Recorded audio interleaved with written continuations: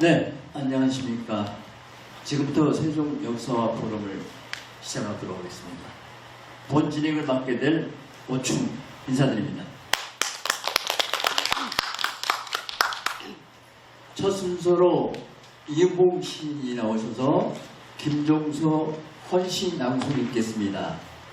낙낙장송을 위하여 김종서 장군을 기리며.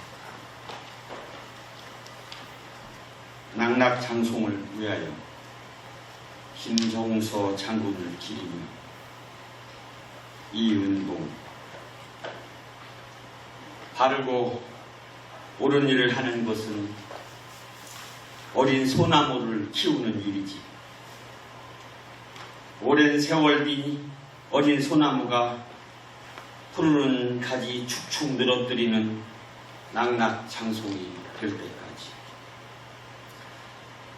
정성껏 걸음을 주는 일이지. 착실하게 비료를 주는 일이지. 바르고 옳은 일은 쉽게 안 이루어지지.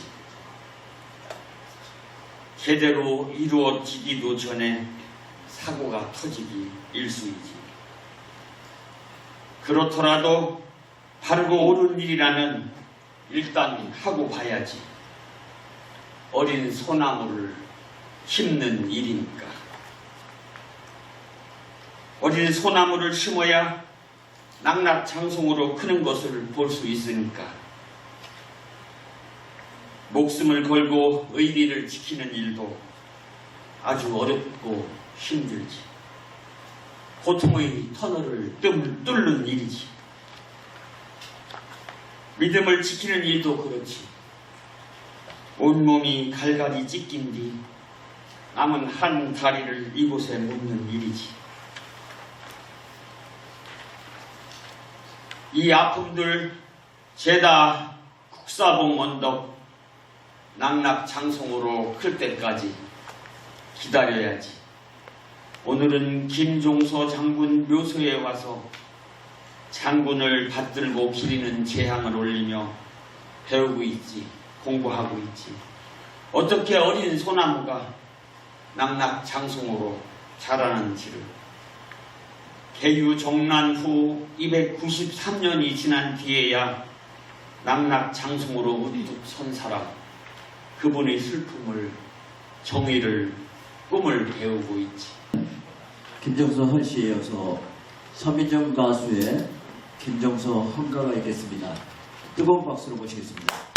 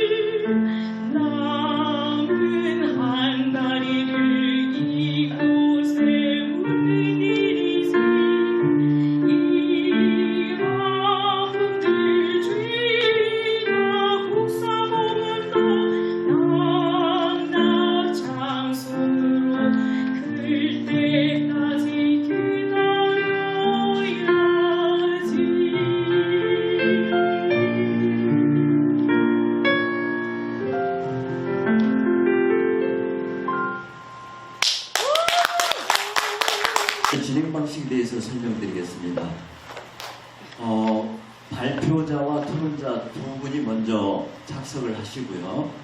발표자는 먼저 발표를 하고 난 후에 토론자가 질의를 하는 방식으로 하겠습니다. 그리고 발표자와 토론자는 15분을 지켜주시기 바랍니다. 자, 먼저 첫 번째 발표자로 성배순 시인님과 박영주 시인님 무대로 모시겠습니다. 세종시가 출범된 지 10년이 지났습니다. 이제 보통 사람들은 세종시에 역사가 없다고들 합니다. 오늘 이 포럼에서는 세종시의 역사가 어떻게 조명되는지 이러한 부분을 주목하여서 경청하여 주시기 바랍니다. 첫 번째 순서로 동화 작가이시면서 한국독서교육문화연구소장으로 재직 중인 성배순 시인님의 긴파람 큰 한 소리에 거칠 것이 없사라 김종서에 관하여 발표가 있겠습니다. 박수로 맞이하겠습니다. 작품은 나무 끝에 불고 영업은 눈속에 산다. 너무나도 유명한 이 시는 조선시대의 대학사이면서 우리에게는 장군이라는 이름으로 더 친숙한 김종서인데요. 오늘 김종서 장군에 대한 발표를 시작해보도록 하겠습니다. 그레이프 바인이라는 말을 다 들어보셨을 거예요. 사전삭의 의미는 포도 넝쿨이라는 뜻이지만 비공식적인 경로를 통해서 이제 이루어지는 소통을 이야기하는데요. 그레이프 바인은 논어의 안어편에 나오는 사물급설과도 의미가 같습니다. 매필이 끄는 수레라도 한 사람의 혀에 미치지 못한다라는 그런 뜻이죠. 여기에서는 김종서에 관한 이제 그래프 바인 몇 가지를 지적을 하고요. 한다리 이야기와 이제 무덤 얽힌 이야기, 또 장군의 업적이 제가 볼 때는 북통까지라고 생각을 하는데 그 부분에 대해서 조명을 해보고요. 대의성난과 신앙회복까지 발표하도록 하겠습니다. 보이는 사진은 충익사의 모습입니다. 충익사는 김승도 장군을 모신 사후이죠. 충익이란 시호는 영주가 내린 시호입니다. 밑에는 충익사의 모습이고요. 이 오른쪽의 사진은 세종시 7번 이전에 예전에는 산소 들어가는 입구에 홍살문이 있었어요. 지금은 홍살문이 이쪽에 와 있지만, 그리고 제를 지내던 윤리제의 모습입니다. 김종서에 관한 출생연도는 두 가지 설이 인터넷에서 모든 자료에서 이제 같이 혼용돼서 이제 쓰여지고 있는데요. 1483년생과 1490년생이 이제 혼용입니다. 1383년생이라고 우리가 이제 강력하게 지정을 하는 것은 문종 1년 때의 기사에 의하면, 기록에 의하면 내년에 김종서가 나이가 70이 된다는 이유로 정사에 이제 나오지 않고 있다. 그래서 출사동 명하였다라는 기록을 바탕으로 계산을 해보면 1383년생이 됩니다. 그럼 1383년생으로 계산을 하면 김종서가 태종 5년에 과거에 급제를 했거든요. 그러면 23살에 급제를 한 거가 돼요. 그런데 김종서에 이제 천재설을 부각시키기 위해서 사람들은 1390년생을 지정을 하는 겁니다. 1390년생으로 계산을 하면 김종서는 16살에 과거에 급제한 천재가 되는 것이거든요. 두 번째는 출생지의 오기입니다. 충남 공주에서 출생했다는 설과 전남 순천에서 출생했다는 설 두 가지가 같이 지금 현재 이제 다 조명되고 있는데, 충남 공주에서 출생했다는 것은 공주에 이제 유어지가 지금 남아있고, 마을 사람들이 전해져 내려오는 그 설화에 의하면 이곳이 장군의 터고 장군이 태어났다라고 하는 것이고, 또 하나는 김종서의 할머니가 전이이시 시조죠. 이도의 8세 손인 이자와의 외손입니다. 그러니까 할아버지는 그 시대에 이제 남기 여가의 풍속에 의해서 전이에서 생활을 했겠죠. 전이에서 생활을 하다가 전이와 가까운 이곳 공주에다가 터를 마련한 것이 아닐까라는 이제 추측을 해봅니다. 이 왼쪽에 있는 사진은 초상화예요. 80년대 순천김씨 종친에서 제작한 거고요. 오른쪽에 있는 그 사진은 전쟁 기념관에 있는 동상입니다. 왼쪽은 문신의 이미지가 강하죠. 오른쪽은 약간 그 무인의 기질이 좀 보입니다. 가운데 있는 사진은 문신과 무신의 그 이미지를 절충해서 2022년도에 이제 그 이전하다가 그린 부분입니다.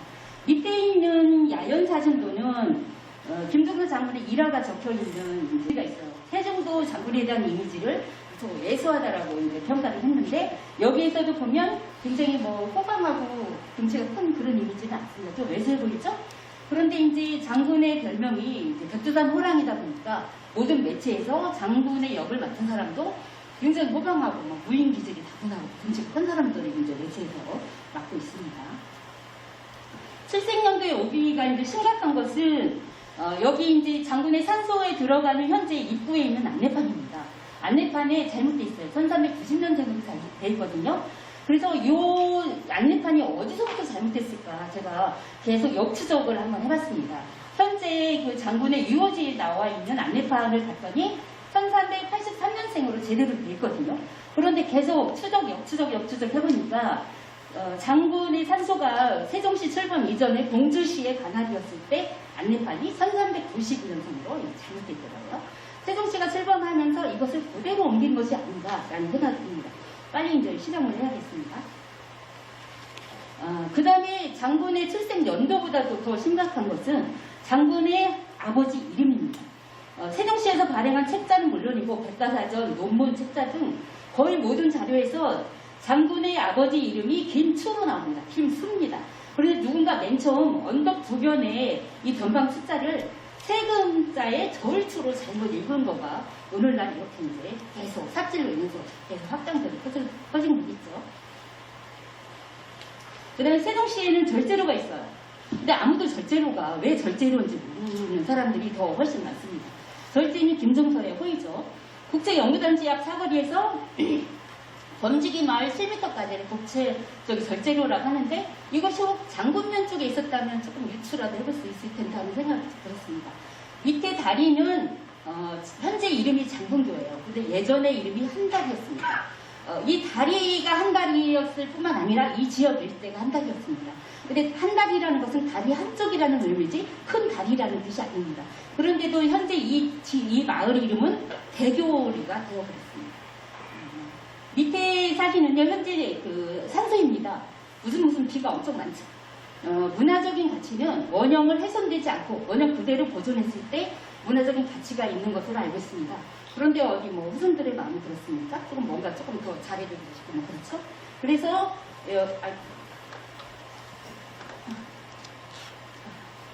이게 잘 안 되는가? 이 옆에 보이는 어느 쪽에 좀 낡은 이 비가 맨 처음 비입니다. 이거가 영조 때 세워진 비입니다. 이 무덤에는 전해져 내려오는 설이 이제 4가지가 있는데요. 첫째는 장군의 애마가 장군의 다리 한쪽을 물고 와서 여기 와서 쓰러졌다는 설이에요. 이 설은 많은 사람들이 알고 있고 이 설 때문에 이 지역이 이제 한다리가 되어있는 설이거든요. 그리고 두 번째 설은 둘째 아들 김승벽이 효수된 장군의 머리를 몰래 가지고 와서 안매장 시켰다는 겁니다. 김승벽은 김종서 장군은 대효정난이 10월 10일 날 사실은 수양의 수하인 이모 의론의 철퇴에 맞아서 쓰러져 죽지 않았습니다. 근데 각종 매체에서는 그날 죽은 거로 나오잖아요. 근데 깨어나서 여정을 하고 주인의 가마를 타고 몰래 입궁하려고 합니다. 그런데 이제 무산돼요. 그때 둘째 아들인 김승벽의 이제 그 처가에 가서 몸을 씁니다. 그러다 발각이 돼서 그 이튿날 이제 살해를 당하거든요. 이 두 번째 설은 문종 사람들은 이렇게 알고 있는 것 같더라고요. 자, 세 번째 설은 시신이 아닌 을발만을 묻었다는 설입니다. 요거는 이제 뒤에 그렇게 쓰여 있어. 네 번째 설은 조금 여러분들이 낯설으실 텐데 두 번째 부인은 여진족 추장의 딸인 설리에 관한 설입니다. 설리는 미모가 출중했을 뿐만 아니라 행실이 이제 갈았다고 하는데 수양이 욕심을 냈던 인물입니다. 그래서 수양이 이제 입궁하라고 명을 내렸는데 설리가 거짓으로 입궁하겠다고 하고 효수되어 있는 장군의 머리를 직사를 시켜서 공주에 안매장하도록 시킵니다. 직사로부터 안매장했다는 이제 소식을 듣고서는 그 날로 황해도 천축사라는 곳으로 들어가 이제 스님이 되었다는 설입니다. 설리의 얘기는 유주연의 장편수를 파천문에 나오는 가상의 인물입니다. 그러나 민간에 전해져 내려오는 이야기는 야사에도 실리지 않은 이야기가 있을 수 있으니까 저는 이 설리 이야기를 가상의 인물을 추구하지 말고 조금 더 연구해보자라고 생각을 합니다. 우리가 보통 장군의 업적을 평가를 할 때 우리나라의 현재 지도부 완성하신 분이다. 뭐 압록강에서 두만강까지 국경선을 확립한 분이다 이렇게 이제 평가를 하잖아요. 이 평가에 대해서 저는 이제 약간 의문을 제기를 하고 싶습니다. 장군이 육진을 개척한 다음에 세종의 신임이 날로 두터워져요. 그러니까 그 주변에서 이제 음해 공작이 잇따릅니다. 근데 세종이 머리를 아파요. 이것을 지켜보던 황희가 어느 날 집에 가서 부인한테 이야기를 합니다. 내 귀에서 파랑새가 나와서 어디론가 날아가 버렸다. 그런데 이런 기이한 이야기는 아무한테도 하지 말고 부인만 알고 있으시오. 이렇게 얘기를 합니다. 그런데 문제는 아무한테도 얘기하지 말고 너만 알고 있어라가 문제가 되는 거잖아요.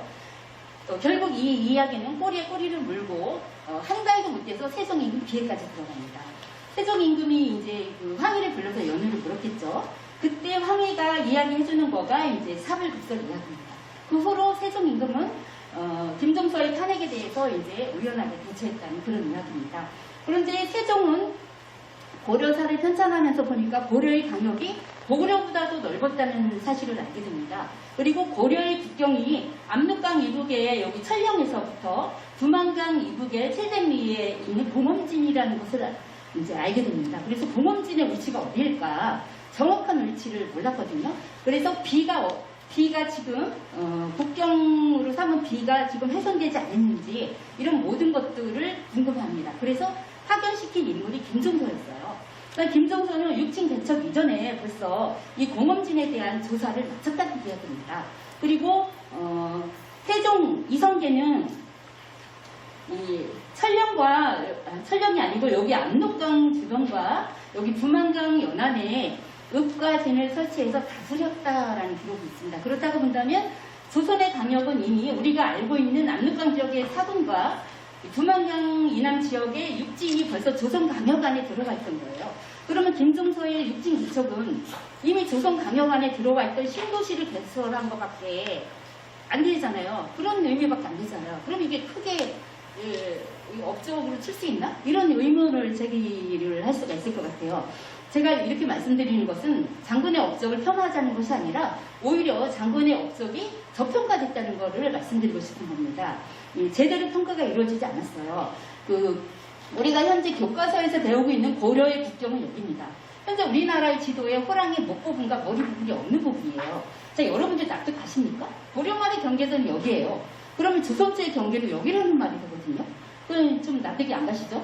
100번 양보한다 치더라도 동국 여지승남에 보면 고려의 국경은 김절제가 개척한 곳이다 라고 되어 있어요. 그러면 공엄진을 100번 양보를 한다 하더라도 우리가 현재 알고 있는 이곳이 김절제가 개척한 곳이라 하더라도 벌써 여기가 고려의 경계가 되는 것입니다. 그런데 우리는 조선 총독부의 역사 왜곡에 의한 결과를 너무도 하나의 의심 없이 너무 받아들이고 있는 것은 아닌가 하는 의문을 제기를 합니다. 이 부분은 조금 더 연구를 해볼 필요가 있다고 생각해서 이제 문제 제기를 하는 것이고요. 세종 8년에 일종의 논술 시험에서 책문의 문제가 뭐가 나오냐면 공엄진 이남은 강역이니 마땅히 군인을 두어서 다스려야 한다라는 논제에 대해서 서술하시오. 이 문제가 나왔어요.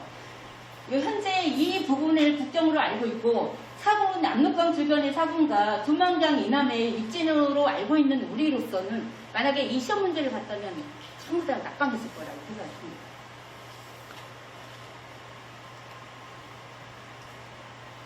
장군의 업적으로 이제 고려사와 세종실 고려사 자료를 편찬을 두는데 장군은 직선전 학자가 아니었음에도 불구하고 편찬 책임자로 있습니다. 그런데 수양은 고려사 편찬 책임자를 김종서가 아닌 정인지로 인쇄를 해버립니다. 고려사는 기정체로 되어 있던 것을 김종서가 이제 편찬체로 읽기 쉽게 편찬을 하고 고려사저료가 너무 방대하니까 그걸 요약해서 고려사저료를 이제 편찬하는 거죠. 쿠데타는 이제 신권과 왕권의 힘 겨루기의 균형이 깨질 때 이제 일어난다고 보여지는데 세종 때 왕권이 강했다면 세종 때는 신권과 왕권이 조금 조합이 이루어졌다고 평가를 합니다. 그러다가 문중과 단중에 이루어서는 왕권 후에 신권이 군림했다고 보여지는 거잖아요. 그래서 이제 김종서와 황부인 등은 어린 왕을 복귀하기 위해서 황표 정사라는 것을 이제 정책으로 내놓습니다. 그런데 단종 입장에서도 이 황표 정사가 왕권을 누르는 것인가 아닌가라는 생각을 했었나 봐요. 그래서 황표 정사를 철회를 하거든요. 그런데 그 후에도 김종서 황부인 등은 황표 정사를 계속해서 올렸다는 기록이 있어요. 그런데 이제 수양을 자극시킨 것은 어떤 거냐면 단종이 즉위해서 교서를 발표합니다. 근데 이 교서가 뭐냐면은 정사를 의정부 중심으로 하겠다는 거였어요. 그리고 의정부 중심으로 하겠다는 것은 어린 왕 주변에 왕실의 종친들의 접근을 막겠다는 거였거든요. 어떻게 보면 이것은 그 정도전이 그토록 수고했던 재상 중심 체제가 되는 거잖아요. 그런데 그거보다도 더 결정적으로 수양을 폭발시킨 것은 군경금지법입니다. 군경금지법은 뭐예요? 그 어떤 부정부패를 막기 위해서 하급관리가 상급관리 집에 그 뇌물을 갖고 드나드는 것을 방지를 한다는 것인데 이것을 정치인에게까지 확대 적용한다는 거였어요. 그러면 이것은 그 수양을 비롯한 정치인들의 발목을 묶겠다는 거였거든요. 그래서 수양을 비롯한 정치인들의 그 반항이 엄청 거셉니다. 단종을 찾아가서 너무 거세게 항의를 하니까 단종은 그날로 철회를 해버려요. 제가 생각할 때 이 군경금지법을 처리하지 않았다면 개유정난이 일어나지 못했을 거라고 이제 생각을 합니다. 그런데 저는 더 이 개유정난의 뒤에는 장막 뒤에 숨어서 수양을 지정하고 수양을 부채질한 사람이 있는데 이 양령의 작품이라고 생각합니다. 물론 양령이 이제 그 우리는 양령을 알기에 세종 임금에게 왕위를 물려주기 위해서 폐쇄자를 자처를 한 대인배로 미화가 되고 있잖아요. 그리고 임난 이후에는 양령의 미화작입니다. 그리고 이런 양령은 자기는 앞에 나서질 않아요. 뒤에 장막 뒤에 숨어서 수양을 주승했던 인물이거든요. 그런데 이제 그리고 개유정난 후에는 안평과 그 수양 안평과 단종을 사사라고 강력하게 주장했던 인물이 이제 양령이었습니다.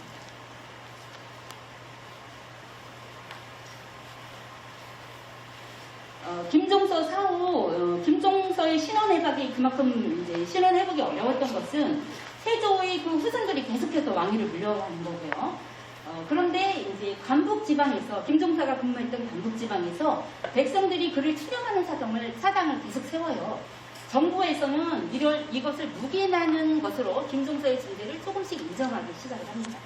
그러다가 영조대에 와서야 이제 비로소 김종서가 신원회복을 하는데 그 기간이 어마어마하게 이제 293년이 되는 것입니다. 자, 짧게 이것으로 이제 마치도록 하겠습니다. 네. 발표가 15분을 넘었습니다. 네. 질문자도 좀 간단하게 해주시고요. 질문에 답변도 빨리 대답해 주시기 바랍니다. 네, 알겠습니다. 네. 네, 안녕하세요, 봉영구입니다. 아무튼 발표자의 발표를 들으면서 우리가 느끼는 두 가지가 있는데 그 중에 하나는 김종서라는 분이 저도 의당 사람입니다만 우리 동네 사람 장군이라고만 살아왔는데 이분에 대해서 조금 공부를 하면 할수록 확실한 문인과 무인의 경계를 넘나드는 분으로 우리가 더 연구해야 된다는 생각이 모아지는 것 하나입니다. 이 시간에 드릴 질문은 그거보다는 굉장히 아는 것이 없는 저로서 하나 궁금한 게 듭니다. 이러한 그 개유정난을 비롯해서 굉장히 그 대국의 밑에서 우리가 살면서 김종서 장군이 결국은 대용모로 죽게 되는데 오늘날 우리가 생각할 때도 김종서 장군은 영모라고 하는 단어를 정말 써야 되는가? 발표자께 드리는 질문은 조금 더 좀 아주 냉정한 말씀을 좀 부탁을 좀 드리보겠습니다. 네. 예, 그 질문입니다. 네, 알겠습니다. 뜨거운 감자를 건드려 주셨네요. 굉장히 민감한 부분입니다. 저도 이제 조심스럽게 발표를 해야 될 것 같은데 문중에서 나와 계신다면 귀를 쫑긋하실 것 같습니다. 제가 좀 갖고 온 자료가 이제 이 자료가 다른 곳에서 쓰는 자료기 때문에 갖고 왔는데 그 당시 김종서의 권력이 어느 정도였는가 백성들 사이에서 이런 말이 있었다고 해서 성상후의 자상이다. 그만큼 권력이 강했다는 거죠. 의정부가 있는 것은 알겠지만 군주가 있는지는 모르겠다. 이런 말이 해석됐다고 해요. 김종서는 이제 인사권을 장악하고 있었는데 아들뿐만 아니라 이제 친인척을 곳곳에 이제 심어 놓습니다. 근데 이게 밑에라서 안 보일 거예요. 근데 선생님 잠깐 옆으로 좀 와주시겠어요? 보이시나요? 그 내관들이 그 관리들이 김종서의 부탁을 받은 관리들이 지금은 이제 단종이 어려서 잘 모르겠지만 단종이 나이가 들면은 요게 때문에 안 보이는데 나이가 들면 자기들은 분명히 상당 저택을 당할 것이다 라고 불안해했다고 합니다. 그 정도로 조금은 이걸로 미루어서 이제 짐작을 해볼 수 있겠죠. 그리고 이용은 안평대군입니다. 안평대군은 워낙 이제 시와 그림을 좋아했으니까 대유정난이 있기 전에 시해를 엽니다. 근데 이 시해에서 물론 이제 언어에는 다일성이라는 것이 있어서 특히 시인은 은유적으로 표현을 하는 것이기 때문에 자, 이 시를 보면 누구나 이 시는 다르게 해석이 될 수가 있습니다. 햇빛을 누구를 가리키는 거며 향기로운 난초뿌리, 초택 노중에서 늙는 난초뿌리가 누군지 우리 뭐 굳이 설명을 안 해도 알 수 있지 않겠어요? 근데 이 시가 이거 이제 안평의 이 시에 대한 답이라고 할까요? 그 이제 수양 측에서 모관의 증거로 제시한 시입니다. 이거는 김종서의 시예요. 시라는 것은 우리가 흔히 알고 있는 것은 겉에 드러난 거가 이제 속에 내포던 거가 다르잖아요. 그런데 누가 봐도 의심을 할 만한, 누가 봐도 꼬투리를 잡힐 만한 단어를 쓰긴 썼어요. 그게 뭐냐면은 이 이제 솔토입니다. 솔토라는 말은 아까 이제 처음에도 말씀드린 것처럼 언어에는 다이성이 있잖아요. 왕이 승하했을 때, 왕비가 승하했을 때 솔토라는 말을 씁니다. 그리고 그런데 시경에서는 왕이 다스리는 땅을 솔토라고 합니다. 그러니까 뭐 솔자가 뭐 우두머리 소리기도 하잖아요. 근데 이 솔토라는 말을 굳이 왜 썼을까? 그리고 이것을 여기에 해석은 두리뭉실하게 그냥 평이하게 했지만 이것을 적용해서 이제 해석을 한다면 안평 당신이 다스리는 땅에 당신의 백성들이 윤택과 태교는 또 의미가 달라지잖아요.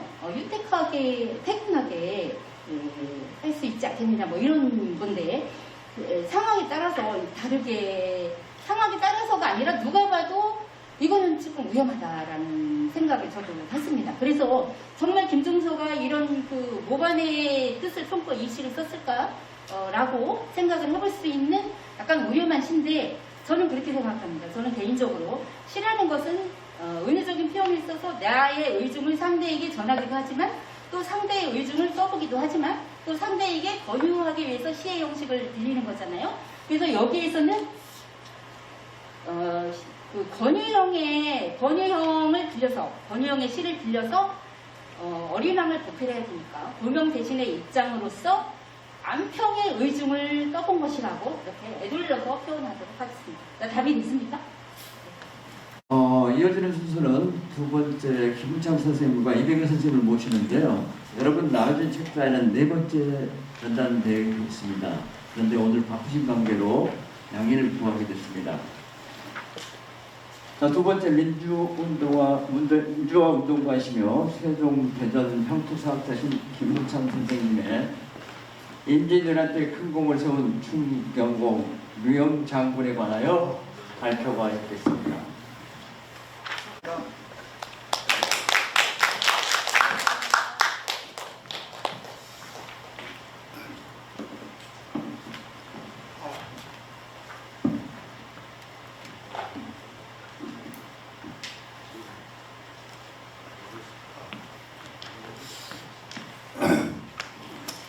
위에 화면 좀 바꿔주세요.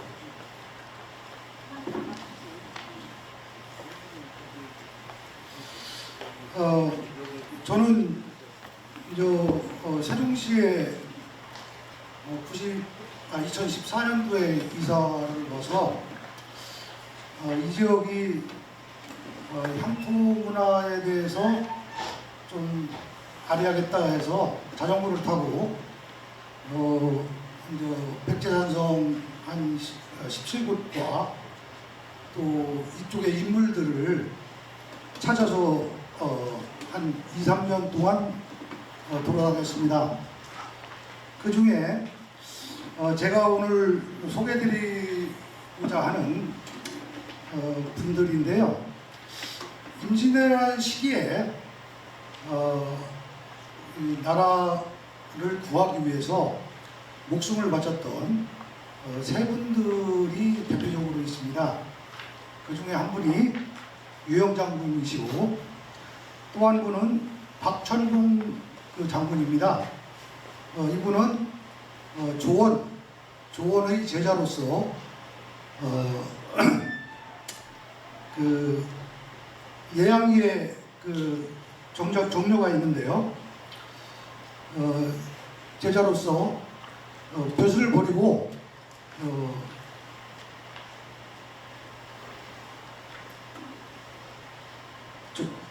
중봉선생을 의병을 모집하니까 거기에 의병으로서 참여를 합니다. 참여해서 청주성 탈환 전투에서 전사를 하게 되는데요. 그 아들 4명도 그 이후에 병자호란 때 4명이 모두 전사합니다. 그래서 이 정료가 조선 말기에 세워지게 되는데요. 이게 예양리에 있는데 그 문중 땅이 아닌 것 같아요. 누가 그 자리를 못 들어가게 떼끼줄로 막아놨더라고요. 그래서 세종시에서도 이런 그 역사적인 인물들을 잘 보살펴야 하는 거 아닌가 그런 좀 생각이 들기도 했고요. 또 하나는 전동면의 청남리에 사당이 있는데요. 변흥정이라는 장군입니다.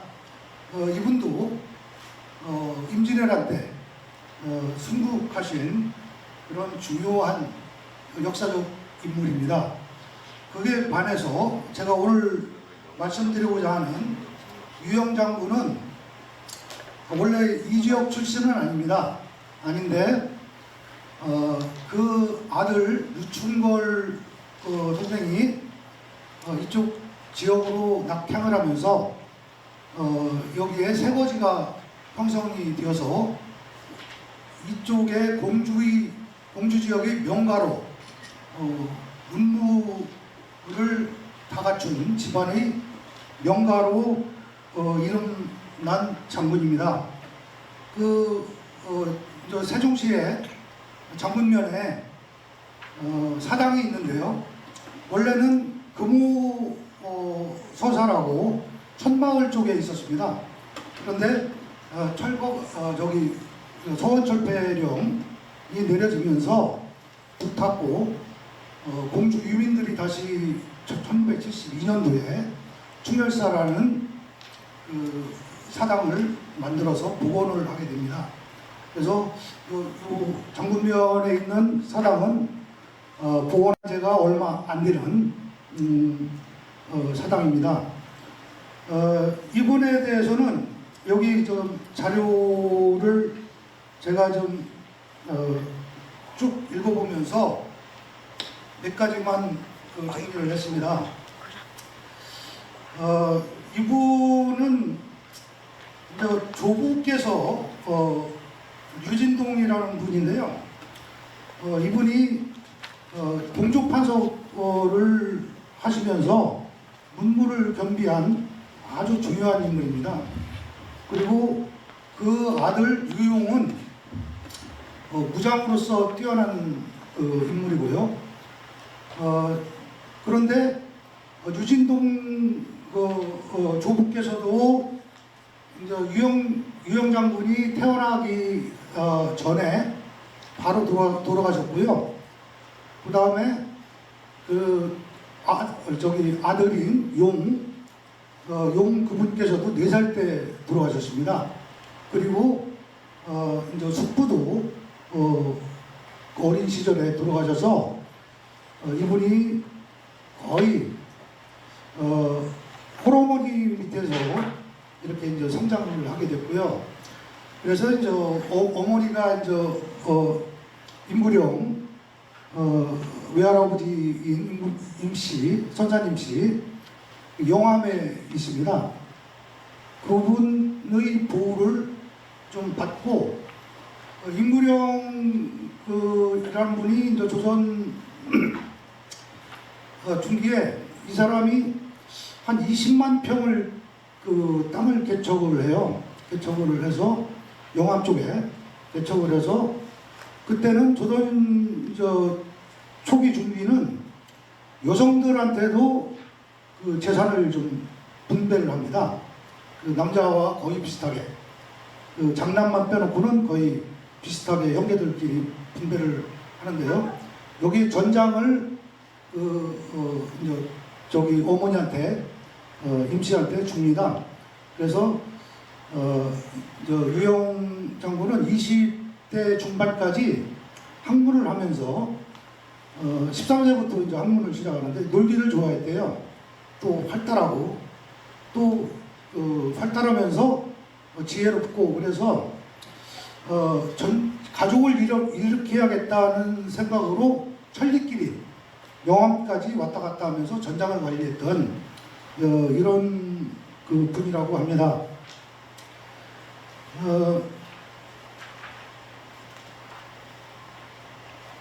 그리고 유영 장군이 거의 20대 중반 때 그 어머니가 또 돌아가십니다. 어머니가 돌아가시고 그 다음에 이제 임진왜란이 나는데요. 임진왜란이 나면서 전라도 지방에서 의병을 일으켜서 김천일 의병장하고 강화도로 결합을 합니다. 결합을 하면서 의주에 피난가 있던 선조하고 연관이 되면서 선조의 선전관은 이제 왕의 밀명이나 를 전달하는 그런 역할을 하는 선전관이 정육품입니다. 그런데 이제 옛날 보면 할아버지 찬스, 아빠 찬스가 있어요. 종육품 이상이면 시험을 안 보고도 조기를 할 수가 있어요. 그래서 이분이 선전관으로 들어가시고요. 선전관으로 해서 왕명을 그 전쟁통에 임진왜란이 발발하잖아요. 전쟁통에 이제 그 이순신 장군한테 이제 가서 만나고 이제 왕명을 전달하고 그런 역할을 합니다. 그러다가 이제 선산 쪽으로 영암 선산 쪽으로 가족 외가들 이제 보러 갔다가 이제 거기에서 이제 구휼미를 전쟁 구휼미를 이제 지급을 않는 것을 보고 이제 곤장을 쳐요. 그래서 곤장을 치다가 이제 밀고를 당해서 이제 거기서 파직이 됩니다.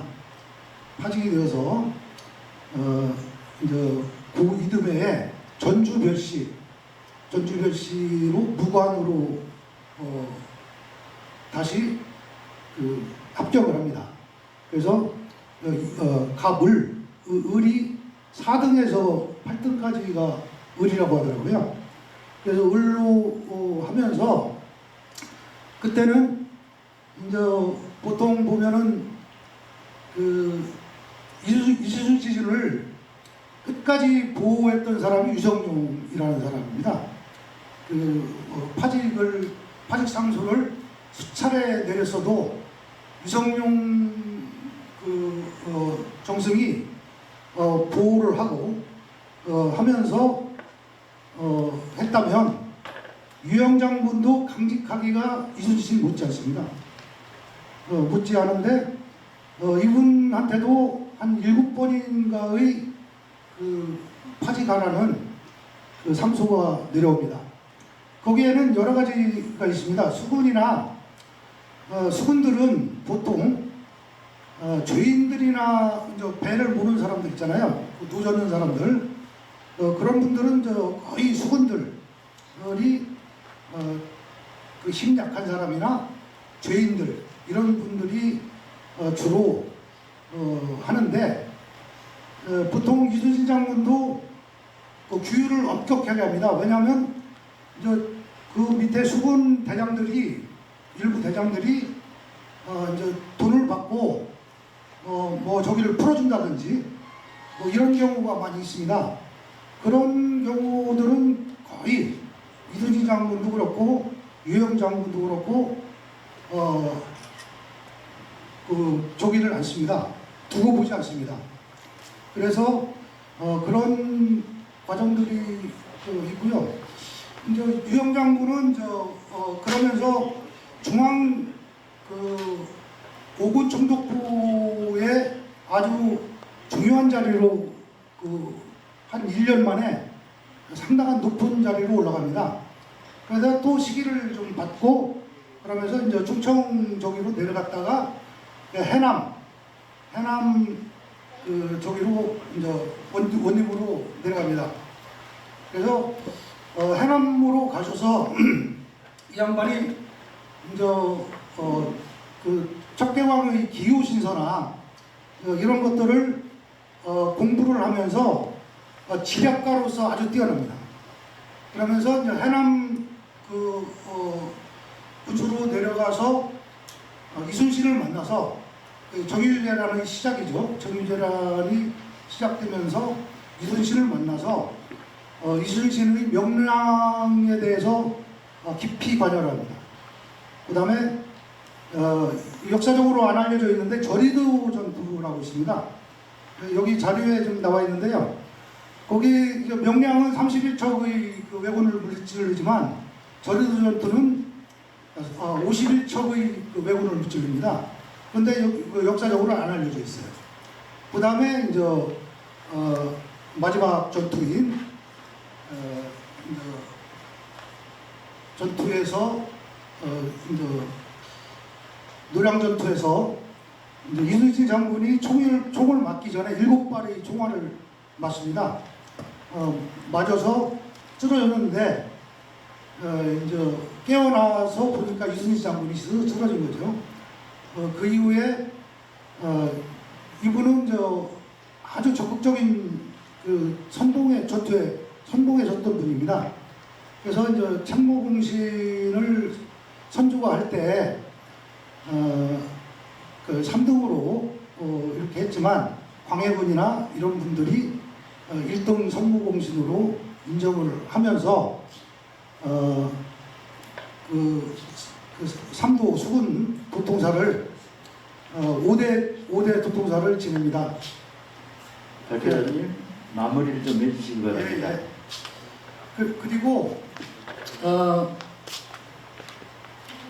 이제 현감으로 하면서 이제 도통사가 수군 도통사가 보통 종이품으로 올라갑니다. 그래서 해남 현감이 정육품이거든요. 그래서 종이품까지 한 4년 동안 4년 사이에 진급을 하는 그리고 그 이후에 이제 유영 장군의 후손들이 9대가 수군 도통사를 배출합니다. 그리고 문학적으로도 뛰어난 분들이 문신들도 많이 배출을 하고요. 이상입니다. 네, 질문자 질문해 주시기 바랍니다.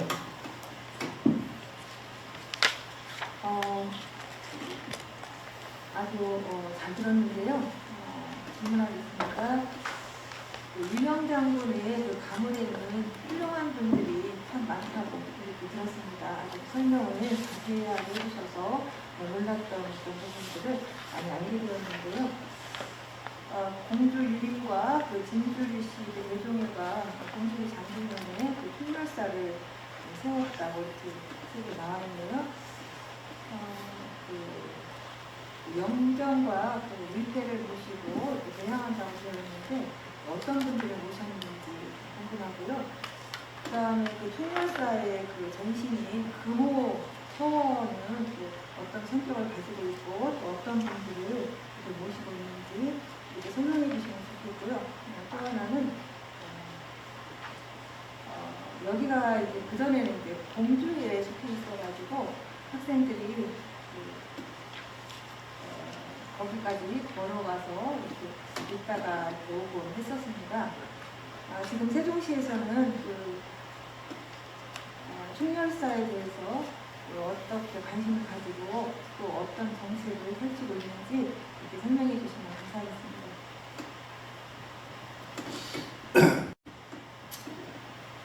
그 조선 그 말기에 여기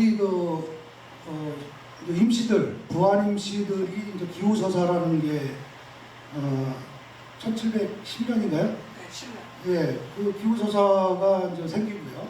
그것도 이제 임시들 주장들 임난수 장군부터 시작해서 이런 분들을 모셨던 데고요. 금호서사는 유씨들 쪽입니다. 사자가 들어가면 제양한다는 의미거든요.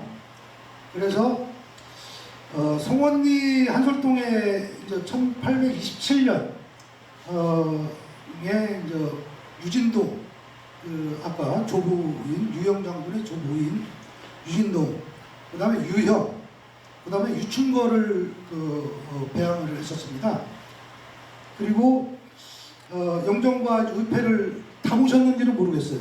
세 분 다 모셨는지는 모르겠는데 지금 충렬사에는 1972년 그 영정과 의패를 모셨는데요. 지금 영정은 유영 장군 하나뿐이 없습니다. 그리고요, 이제 유충걸이라는 분은 이제 그 유영 장군의 장손인데요. 그분의 묘는 저 대교리 산 1-1번지 거기에 있습니다.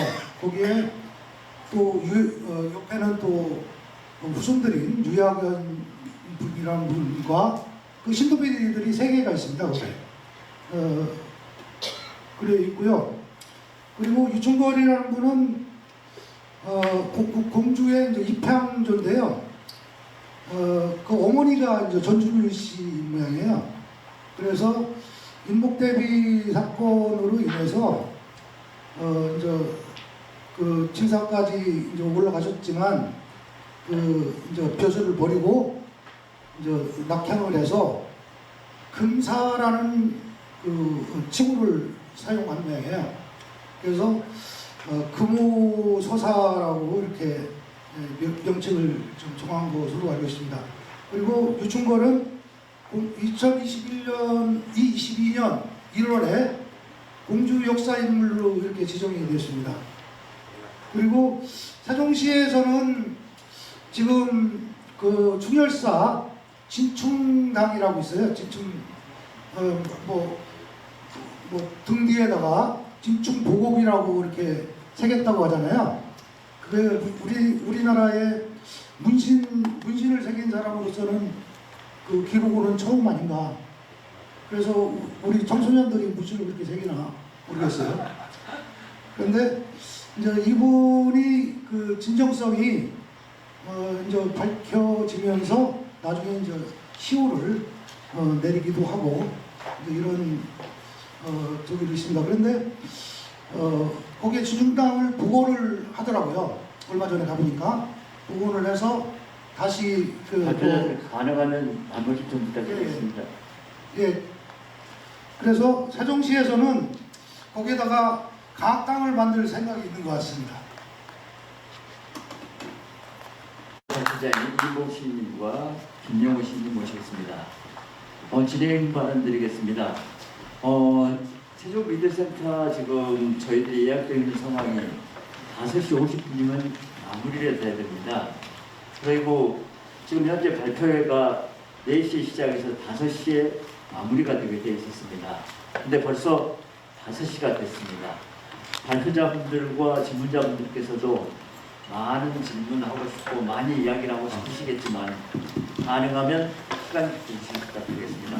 네, 이어서 대전문학관 관장님이시고 이인봉 시인님 발표해 주시겠습니다. 성래윤 선생의 시낭송과 실천적인 삶. 예, 22페이지에 내용이 실려 있습니다. 성래윤 선생의 신앙송과 실천적 삶인데 성자가 빠졌네요.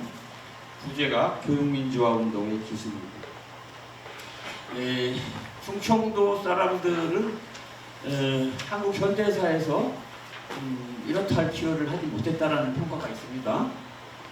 바로 한국 현대사를 산업화 민주화로 나눈다면 산업화 과정에는 이런 그런저런 실무를 담당했는지 모르지만 리더 역할을 하지 못한 것은 또 사실이고요. 민주화운동 과정에서도 큰 역할을 하지 못한 것으로 평가되고 있는데 실제로는 그렇지 않다라는 얘기를 하고 싶었던 것입니다.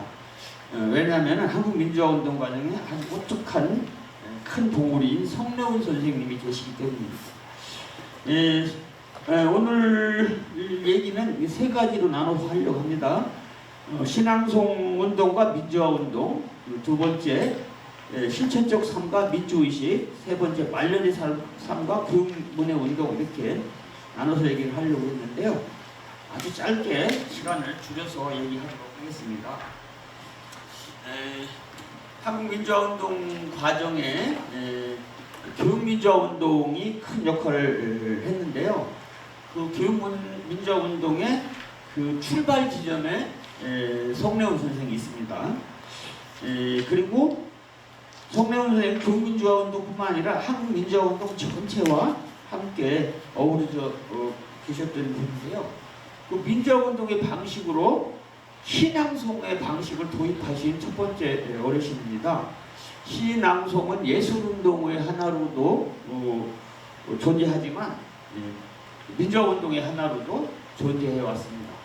예술운동으로서의 신앙송 운동이 전개되는 그 방향이 있고, 민주화운동의 한 방식으로 신앙송 운동이 전개되는 흐름이 있는데, 그 민주화운동의 방식으로 신앙송을 선택해서 큰 공을 세운 사람으로 우선 우리 성래훈 선생을 들을 수가 있고요. 또 김남주 시인 같은 사람들을 들을 수 있습니다.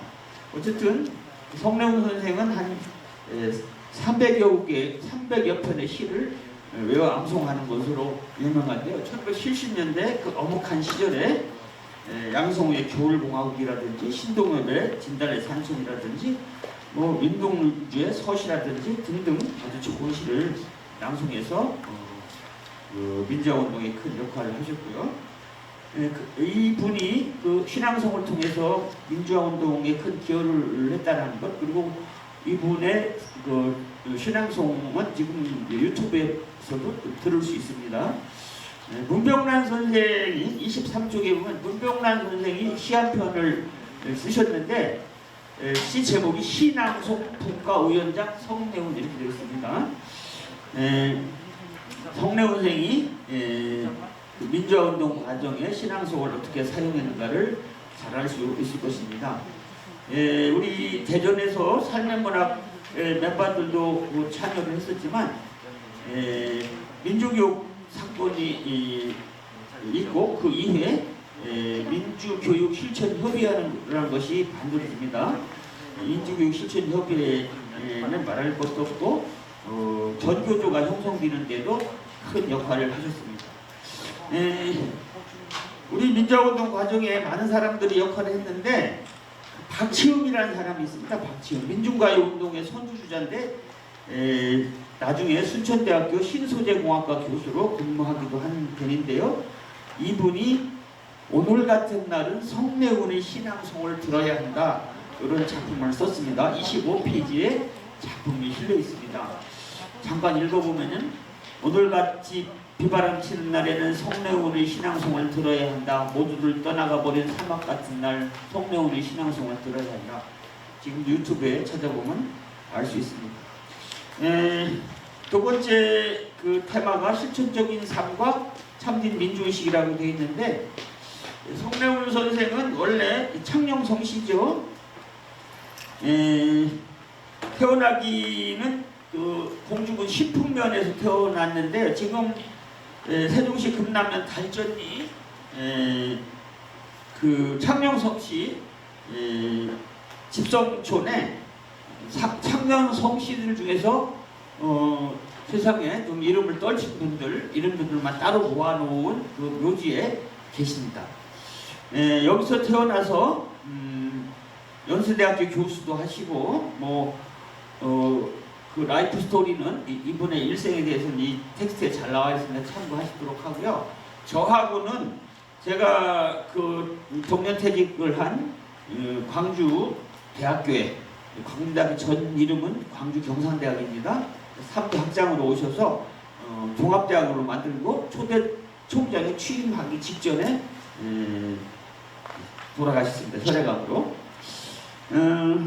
그 성래훈 선생이 이 한국 민주화운동에 어떠한 역할을 했는가 또 여기 여러분 텍스트에 자세히 잘 나와 있는데요.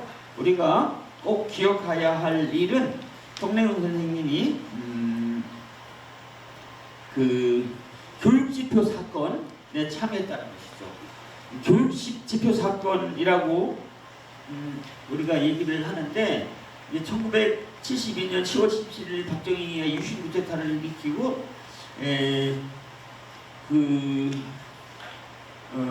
국민교육 헌장을 만들잖아요. 국민교육 헌장에 말하자면은 민주사회의 개인들을 하나의 이데올로기 속에 수렴시키는 그런 국민교육 헌장을 만드는데 그걸 중심으로 교육을 획일적으로 이끌어가죠. 그에 대해서 가장 먼저 항의를 하고 문제를 제기한 교육 지표 사건이라는 게 있습니다. 겉으로는 이제 전남대 교수들 중심으로 또 송기숙 선생 이런 분들 중심으로 이루어졌지만 이 교육 지표 사건의 배후에 송내원 선생이 있었죠. 송내원 선생이 다 만드는 뒤에서 배후에 만든 사건입니다. 그런 이후에 1985년 8월에 우리 여기 김영호 선생님과 저나 다 이렇게 관여되었던 민주교육 사건이 터지게 되고 그래서 수많은 사람들이 그 상처를 받게 됩니다. 우리 대전 지역에서도 조대도, 송대헌, 유도혁, 전인순, 전무영, 강동철, 황재학 이런 많은 교사들이 관여되는 그 민주교육 사건이 일어나고 그 5월시 쪽에서 김진경, 윤재철, 고광원 등등 참여하는데요. 이분들의 그 민주교육 사건이 일부는 구속되고 일부는 또 해직되고 하고 민주교육실천협의회 이런 것들이 만들어지고 전교조기가 만들어지기 전에 여러 가지 교육단체들이 이제 구축적으로 형성되는데 옆에 김영호 선생도 함께 참여했던 기억이 납니다. 성래훈 선생은 또 시도 쓰시고 소설도 썼습니다. 31쪽에 보면 시편들이 많이 남아있지는 않은데 아주 좋은 시 한 편이 있어요. 31쪽에 우리 반 동무들은 모두 달라요. 얼굴도 다르고 키도 달라요. 모두가 똑같아지면 웃을 거야. 우리 반 동무들은 모두 달라요. 생각도 다르고 재주도 달라요. 모두가 똑같아지면 웃을 거야. 사람들이 각기 다르다는 것을 노래한 그리고 개성을 존중한 그런 시를 쓰기도 했죠. 어쨌든 성래훈 선생님은 말년에 광주대학교 총장으로 막 계시다가 돌아가셨습니다. 광주대학교의 총장으로 학장했다가 총장으로 바뀌게 되는데 거기 오셔서도 지속적으로 민주화 운동에 참여하셨던 분입니다. 우리 충청도에도 대전, 세종, 충남에도 한국을 대표하는 민주화 운동에 훌륭한 스승이 계시다는 얘기를 여기서 말씀드립니다. 이상으로 발표 마치겠습니다. 질문 부탁드리겠습니다.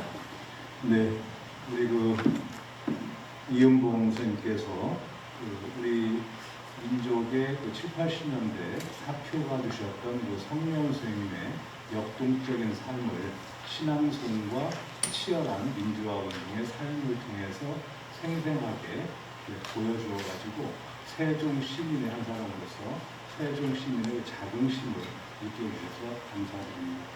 7, 80년대에는 성령생을 비롯해가지고 우리 문학이 우리 사회 변혁의 선봉에 서는 그런 구체적 변혁의 힘으로 활동을 했고 우리 문학인들의 자부심 또한 컸습니다. 그런데 90년대 이후에 사회 구조의 변화 그리고 전 지구적인 자본화 이런 걸 통해 가지고 문학의 사회 변혁의 힘이 크게 퇴색하고 또 우리 문학인의 삶도 굉장히 저하되었습니다. 예술인 신태조사에 보면은 지속적으로 문학인이 예술인 중에서 최하위 수준으로 계속하고 있고요. 그런 상황 속 그래서 이제는 문학의 존립 자체가 어려운 문학의 위기 시대다 이렇게까지 이야기를 하는데요.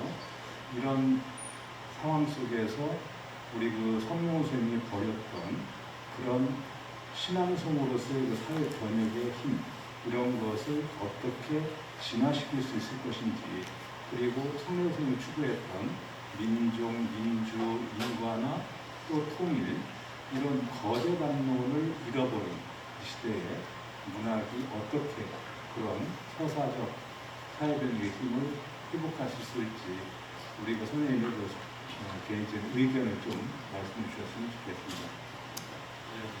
두 가지 얘기로 요약이 되는데요. 시간 관계상 짧게 말씀드릴게요.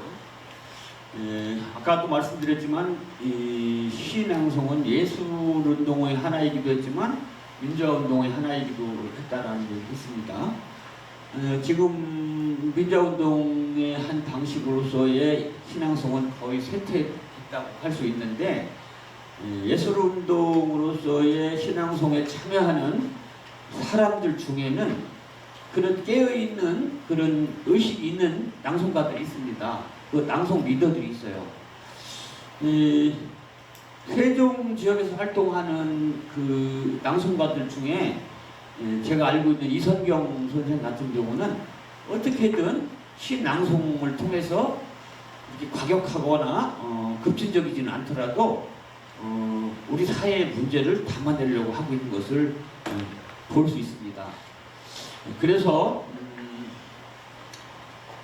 이제는 시낭송이 전국적으로 수많은 조직을 갖추고 있거든요.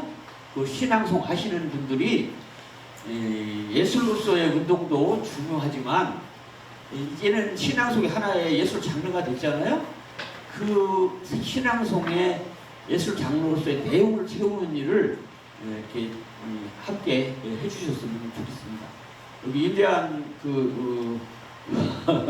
회장님도 오셨는데 요새 신앙송 열심히 배우고 계시거든요. 꼭 염두에 두시고 우리 전체 국민들의 의식을 일깨울 수 있는 그런 좋은 시를 낭송해 주셨으면 좋겠습니다. 200의 시만 낭송하시지 말고요. 예, 그리고 이 문학이 우리 역사 속에서 엄청난 역할을 해왔는데요. 지금 그런 역할이 많이 소진된 감이 있습니다. 예, 그렇다 하더라도 이제 근대 이후의 문학은 성찰과 반성을 바탕으로 하는 것이거든요. 그래서 문학이 과거처럼 말하자면 얼마 전에 돌아가신 김지아 선생이 탕마름으로 이렇게 냈을 때처럼 그 억압의 시대를 뚫고 나가는 그런 역할은 못하더라도 지금 또 그런 억압의 시대도 아니잖아요. 대한민국의 근대사에서 시인들이 감옥에 없었던 때는 이명박 이후입니다. 이명박 전까지는 거의 뭐 민주정권 시절 김대중 정권 때는 비었었지만 계속 감옥에 있었습니다.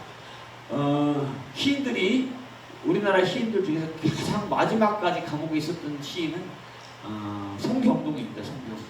송경동이 이제 2011년 감옥에 있다 나왔거든요.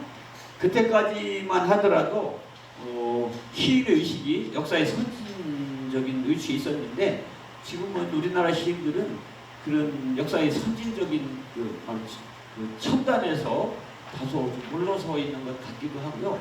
우리나라 사회는 이제 시인에게 그러한 그 선진적인 역할, 첨단의 선진적인 역할을 요구하지 않아도 되는 단계에 이르지 않나라는 생각이 듭니다. 그래서 시인이 정작 역사에 기여하는 일은, 시인이 우리 그 미래에 기여하는 일은 좀 더 아름답고 좀 더 탐미적이고 좀 더 우리말을 갈고 닦고 예술적인 높은 성취를 보여주고 이런 것들도 역사에 크게 기여하는 일이라 생각합니다.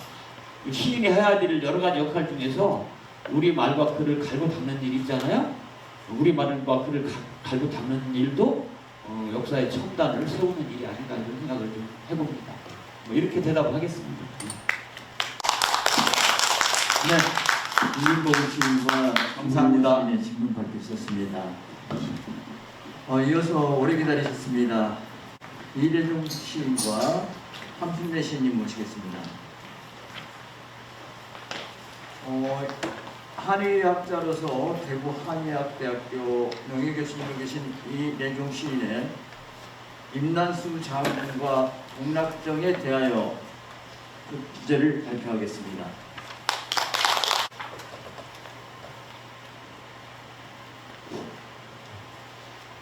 행사를 진행하고 계신 오춘 선생님 얼굴에 굉장히 좀 곤혹스러워하시는 모습을 제가 보고 있습니다.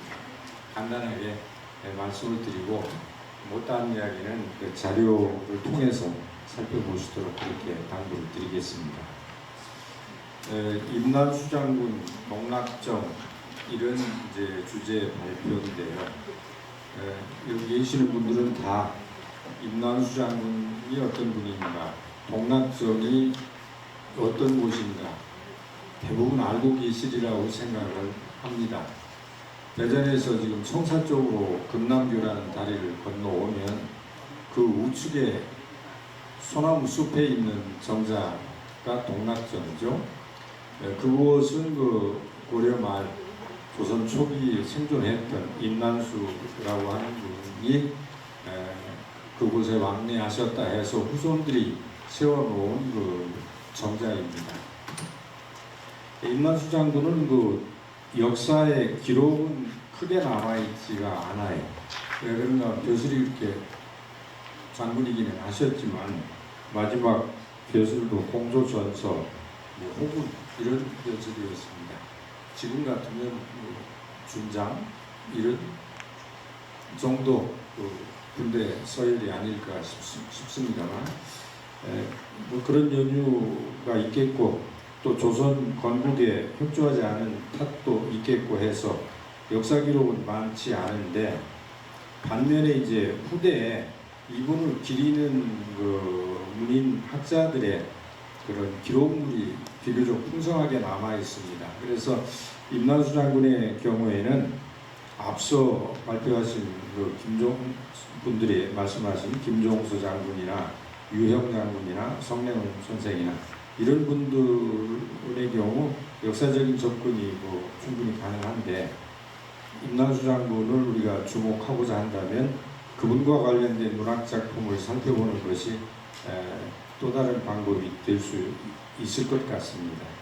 그래서 대표적인 그 후대 작품 중에 서거경의 시와 그 다음에 최립의 시 그리고 임원의 선생의 시 이런 그 세 분의 시를 본고에서 우리말로 옮기고 그에 대한 설명을 경험하면서 임난수 장군을 좀 설명해 보려고 했습니다. 뭐 이 정도로 이 글의 전체적인 그 요지는 말씀을 마치고 다음 단계로 넘어가겠습니다. 네, 시간이 쫓겨서 그러신다고 너무 짧게 말씀해 주셔가지고요. 질문 부탁드리겠습니다. 예, 안녕하세요. 반갑습니다. 함수레입니다. 저는 이제 미리 자료집을 다 좀 꼼꼼히 읽고 왔기 때문에 질문을 드릴 수 있을 것 같습니다. 오늘 뭐 이렇게 임난수 장군과 동락정이라는 장소성에 대해서 이제 자료집에 이렇게 정성껏 써 있는데요. 당대 문인들이 그 동락정에 대한 시를 남긴 이유가 임난수 장군에 대한 충절과 이름을 기리는 그 마음이 바탕이 되어 있을 거라고 생각이 드는데요. 저는 시를 쓰는 사람이라 그런지 그 자료집에 보면 그 서거정의 식품이 그 조선 전기 유행한 강서식품이라고 말씀하셨는데 그 최립과 임원에 있는 식품은 어떤지 세 분의 식품을 간략하게 말씀 부탁드립니다. 조선시대 이제 한시의 식품이 어떻게 전개됐는가 이렇게 생각을 잠시 해보고 질문하신 데 대한 답변을 말씀드리도록 하겠습니다. 우리나라의 한시사는 크게 개발하면 고려 중기까지는 그 당식품에 큰 그 영역이 있었다 볼 수 있고 고려 후기로부터 조선 말까지는 송시의 영향권에 있었다 이렇게 짐작을 하시면 되겠습니다. 고려시대에는 과거 급제자가 나오면 30명의 동파가 나왔다. 이런 그 유명한 글귀가 있습니다. 30동파 출 이런 말인데 그 말은 우리나라의 그 급제자들이 소동파의 시를 공부해서 급제했다 이런 말이고 소동파 시가 당시의 풍미했다라는 뜻이기도 하죠. 그것은 조선시대 말기까지 크게 변하지 않습니다. 다만 이제 조선 중종 선조 때 당시 풍미 일시 일부 그 시인들에 의해서 유행을 하는 것이 있는데 소위 그 삼당시인이라고 하는 분들과 그 주변에 적지 않은 분들이 당시를 좀 전문적으로 썼던 시기가 있었습니다. 임난을 전후한 사회적으로 성리학적인 그 사회 통제가 비교적 느슨했던 시기였기 때문에 가능했다. 이런 생각도 해볼 수가 있겠습니다. 그런 시기를 제외하면 서거정의 조선 초기는 특히 송시풍 중에 그 강서시파라고 해서 중국의 그 강서성이 있는데 양자강 그 중류에 있는 그 지역인데 그 지역에서 소동파, 황산고, 진사도 이런 그 시인들이 그곳에서 활동을 했습니다. 그분들의 이제 시풍을 강서시풍, 강서시파 이렇게 부르는데 서구정이 그 중에 대표적인 우리나라의 그 강서시파 시인 중에 한 분입니다. 그리고 이제 중기의 취 같은 분도 역시 그 영역에 계시는데 다만 여기 동락 파령 같은 데에는 그 당시적인 당나라 때 시 같은 면목, 그 풍경을 이렇게 그려서 보여주는 그런 데에 상당히 그 집중되어 있는 느낌을 받습니다. 그 다음에 이제 이모네 같은 분은 뭐 우리나라 조선 말에 성리학의 그 정통을 이루신 분이시죠. 그래서 그분의 경우는 뭐 그 성리학적 시풍에 그대로 계신 분이라고 생각을 하면 되겠습니다. 요약하면 고려 중기 이후 조선 말까지는 송시풍이 우리나라의 크게 지배적인 그 풍조였다. 일부 강시풍의 시인들이 있었다. 이렇게 짐작하시면서 여기 들어있는 세 분은 다 넓은 의미의 그 송시풍을 받아들였던 분이래요. 이렇게 말씀드리겠습니다. 이상 마치겠습니다. 오늘 포럼은 성배순 시인의 기획으로 개최되었고요. 세종시의 역사를 알게 하는데 의의가 있다고 보겠습니다. 이러한 연구들이 성배순 시인이 그치지 말고 앞으로 지속적으로 확산돼서 세종시의 역사를 아는데 좀 더 기초가 되어 있으면 좋을 것 같습니다. 자, 오늘 세종시의 역사 포럼 이것으로 마치도록 하겠습니다. 감사합니다.